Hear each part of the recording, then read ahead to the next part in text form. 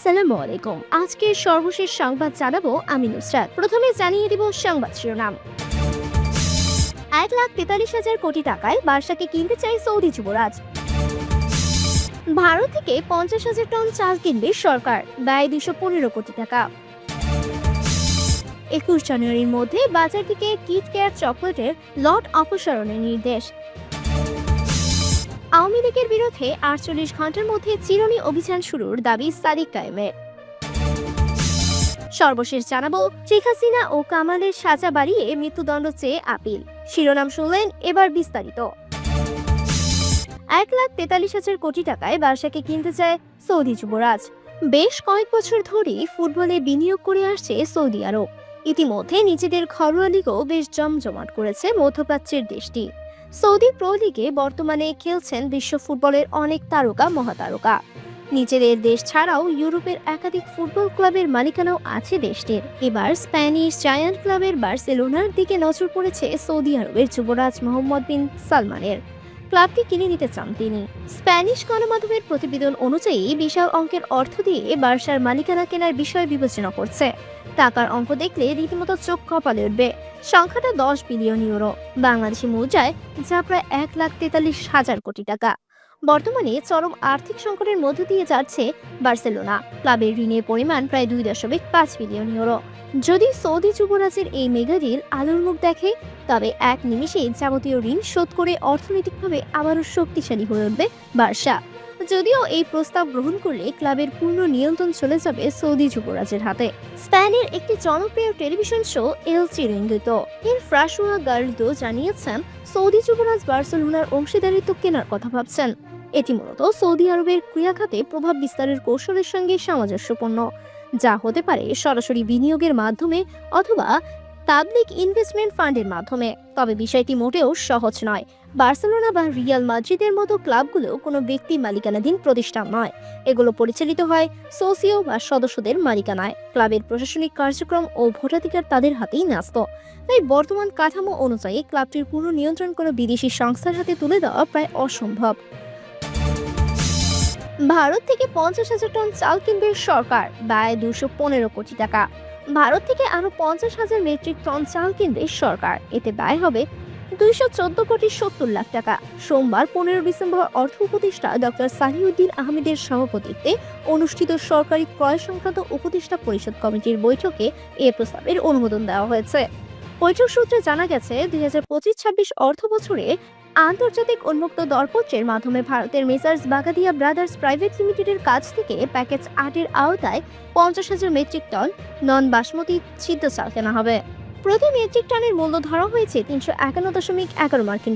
এতে ব্যয় হবে 214 কোটি 70 লাখ 37,650 টাকা। খাদ্য মন্ত্রণালয়ের প্রস্তাবের প্রেক্ষিতে এই চাল আমদানির অনুমতি দেওয়া হয়েছে। এর আগেও কয়েক দফায় ভারত ও সিঙ্গাপুর থেকে চাল কেনার অনুমোদন দিয়েছিল সরকারি ক্রয় সংক্রান্ত উপদেষ্টা পরিষদ কমিটি।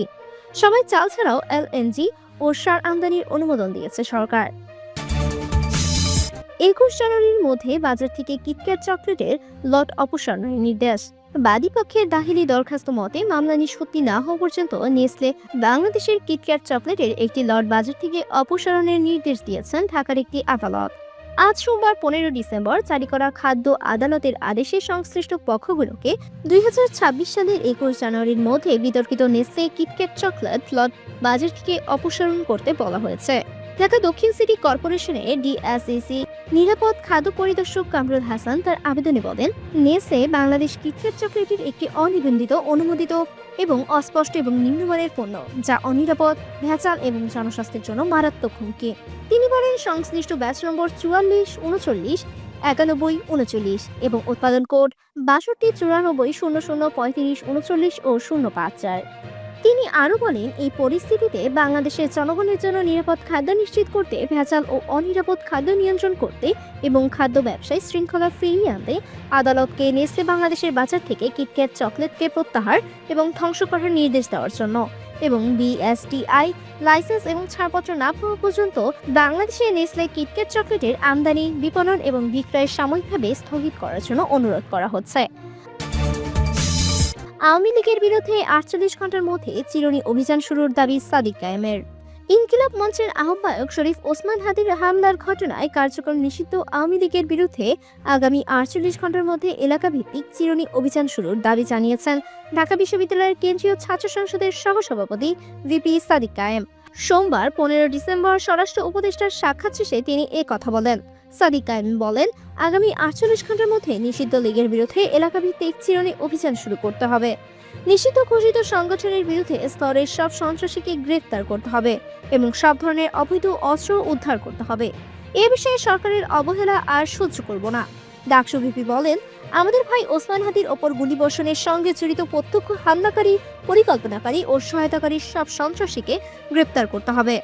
গোয়েন্দা সংস্থা সহ রাষ্ট্রের সব সংশ্লিষ্ট অর্গানকে দ্রুত জবাবদিহিতার আওতায় আনতে হবে এবং যাদের গাফিলতি প্রমাণিত হবে তাদের বিচারের মুখোমুখি করতে হবে। একই সঙ্গে যারা এই হামলাকে সমর্থন জুগিয়েছে, হাদি ভাই ও জুলাই বিপ্লবীদের হত্যাযোগ্য করে তুলেছে, সেই কালচারাল ফ্যাসিস্টদের সামাজিক সম্পূর্ণভাবে বয়কট করতে হবে। এসব ব্যবস্থা অবিলম্বে দৃশ্যমান করতে হবে। তিনি বলেন, ভারতীয় আধিপত্যবাদের বিরুদ্ধে প্রথম ও অপরিহার্য পদক্ষেপ হিসেবে খুনি হাসিনাকে দেশে ফিরিয়ে এনে মানবতা বিরোধী অপরাধে প্রদত্ত রায় কার্যকর করতে হবে। গণহত্যাকারী সন্ত্রাসীদের আশ্রয় দেওয়াকে প্রতিবাদে ভারতের সঙ্গে কূটনৈতিক সম্পর্ক পূর্ণ বিবেচনা করতে হবে। অভিযুক্তদের ফেরত না দেওয়ার পূর্ব পর্যন্ত কূটনৈতিক সম্পর্ক স্বাভাবিক করা যাবে না। এই দাবি অবিলম্বে না মানা হলে এই আইন শৃঙ্খলা পরিস্থিতির দৃশ্যমান পরিবর্তন না দেখাতে পারলে স্বরাষ্ট্র উপদেষ্টা, আইন উপদেষ্টা এবং পররাষ্ট্র উপদেষ্টাকে পদত্যাগ করতে হবে। শেখ হাসিনা ও কামালের সাজা বাড়িয়ে মৃত্যুদণ্ড চেয়ে আপিল। ২৪ জুলাই আন্দোলনের সময় সংঘটিত মানবতা বিরোধী অপরাধের মামলার এক অভিযোগে সাবেক প্রধানমন্ত্রী শেখ হাসিনা ও সাবেক স্বরাষ্ট্রমন্ত্রী আসাদুজ্জামান খান কামালের মৃত্যুদণ্ড চেয়ে আপিল করেছে প্রসিকিউশন। সোমবার ১৫ ডিসেম্বর সুপ্রিম কোর্টের সংশ্লিষ্ট শাখায় আপিলটি দায়ের করেন তারা। অন্য অভিযোগে হাসিনা কামালের মৃত্যুদণ্ড হলেও এই অভিযোগে তাদের আমৃত্যু কারাদণ্ড দিয়েছিলেন ট্রাইব্যুনাল। দুপুরে ট্রাইব্যুনালের প্রাঙ্গণে হাসিনা কামালের মৃত্যুদণ্ড চেয়ে আপিলের পর প্রেস ব্রিফিংয়ে আন্তর্জাতিক অপরাধ ট্রাইব্যুনালের প্রসিকিউটর গাজী এম.এইচ. তামিম বলেন, তাদের মৃত্যুদণ্ডই একমাত্র শাস্তি হওয়া উচিত। তিনি আরো বলেন, জুলাই আগস্টের নৃশংসতার গভীরতায় সাবেক প্রধানমন্ত্রী শেখ হাসিনা ও সাবেক স্বরাষ্ট্রমন্ত্রী আসাদুজ্জামান খান কামালের আমৃত্যু দণ্ড যথেষ্ট নয়। তামিম বলেন, গত ১৭ নভেম্বর পুনর্গঠিত আন্তর্জাতিক অপরাধ ট্রাইব্যুনালে প্রথম রায় ঘোষণা হয়েছে। জুলাই গণঅভ্যুত্থানে সংগঠিত মানবতা বিরোধী অপরাধের মামলায় সাজা পেয়েছেন সাবেক প্রধানমন্ত্রী শেখ হাসিনা ও সাবেক স্বরাষ্ট্রমন্ত্রী আসাদুজ্জামান খান কামাল। এর মধ্যে এক অভিযোগে আমৃত্যু কারাদণ্ড ও আরেকটিতে মৃত্যুদণ্ড দেন ট্রাইব্যুনাল। তবে আমৃত্যু দণ্ড বাড়িয়ে মৃত্যুদণ্ডে পরিণত করতে আমরা সুপ্রিম কোর্টের আপিল বিভাগের আজ আপিল করেছি। এতে ৮টি গ্রাউন্ড আনা হয়েছে।